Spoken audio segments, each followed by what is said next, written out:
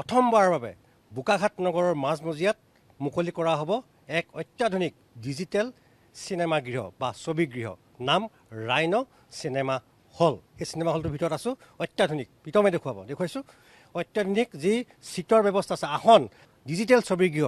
আৰু উল্লেখ কৰিব লাগিব যে এই ছবিগৃহখন অতি শীঘ্ৰেই মুকলি কৰা হ'ব আৰু সেই মুকলি কৰা হ'ব প্ৰথম ককা দেউতা নাতি আৰু হাতী 2, যিহেতু অহা 3 জুলাইত মুকলি ৰিলিজ কৰা হ'ব। গতিকে প্ৰথমখন চিনেমাই হ'ব এইখন ছবিগৃহ, নতুন চিনেমা ককা দেউতা নাতি আৰু হাতী 2 অহা 3 জুলাইত। ইতিমধ্যে নথিপত্ৰৰ কাম চলি আছে। নথিপত্ৰৰ কাম সম্পূৰ্ণ হ'লেই অহা 3 জুলাইত এইখন ছবিগৃহতেই বোকাখাটৰ ৰাইজে উপভোগ কৰিব পাৰিব ককা দেউতা নাতি আৰু হাতী 2। আৰু এই ছবিগৃহটোৰ গৰাকী হৈছে অসমীয়া বোলছবি জগতৰ বলিষ্ঠ অভিনেতা অৰুণ হাজৰিকা আৰু তেওঁৰ ভাতৃ তৰুণ হাজৰিকা। যিহেতু ককা দেউতা নাতি আৰু হাতী প্ৰথমখন চিনেমা আপোনালোকে আনিম বুলি ভাবিছে মুকলি দিনাখনেই, গতিকে প্ৰস্তুতি কেনেকৈ চলিছে?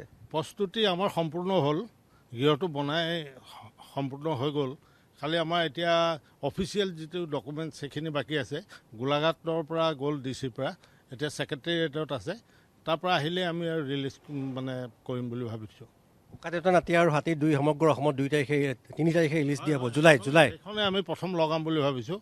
অতি পুৰণা চিনেমা নতুনভাৱে গঢ়িছে, সেই চিনেমাখন চব দৰ্শকক দেখুৱাম বুলি আমি বৰ আগ্ৰহেৰে বাট চাই আছোঁ। চিনেমা নতুন চিনেমা গৃহ এখন বোকাখাটৰ ভিতৰত, গতিকে কেনেকুৱা লাগিছে? ভাল লাগিছে, আমাৰ চবৰে ভাল লাগিছে। বোকাখাটত নতুনকৈ চিনেমা হল হৈছে আৰু ৰাইন' চিনেমা হল, আৰু বহুত আহল বহল আৰু সকলোৱে চাব পাৰিব। ইয়াত বহুত ভাল কেপাচিটি চিট আছে আৰু বহুতে মনোৰঞ্জন কৰিব পাৰিব। বহুত ভাল হৈছে, বহুত সকলোৱে ভাল পাইছোঁ আমি চাবলৈ। প্ৰথমখন চিনেমাৰ বিষয়ে গম পাইছোঁ, ককা দেউতা নাতিলৰ হাতী 2 চাবনে? চাম সকলোৱে চাম আমি। সকলোৱে আমি আগ্ৰহেৰে ৰৈ আছোঁ চাবলৈ।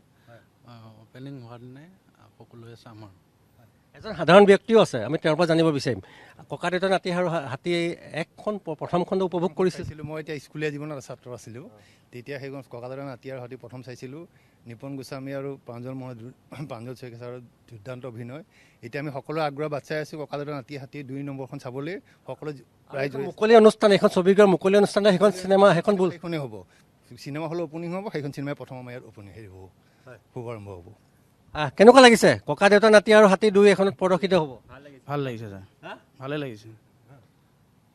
সকলোৱে দৌৰি যাম, ককা দেউতা হাতী আৰু নাতি চাম। সকলোৱে দৌৰি যাম, ককা দেউতা নাতি হাতী 2 নম্বৰখন চাম।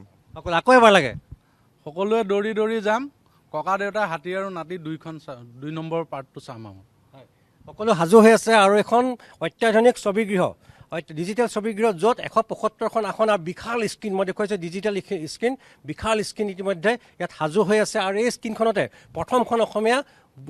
প্ৰথমখন এই মুকলি অনুষ্ঠানতে ককা দেউতা নাতি আৰু হাতী 2 প্ৰদৰ্শিত হ'ব। গতিকে বোকাখাটীয়া ৰাইজ, বোকাখাটৰ যুৱ প্ৰজন্ম সকলো সাজু হৈ আছে।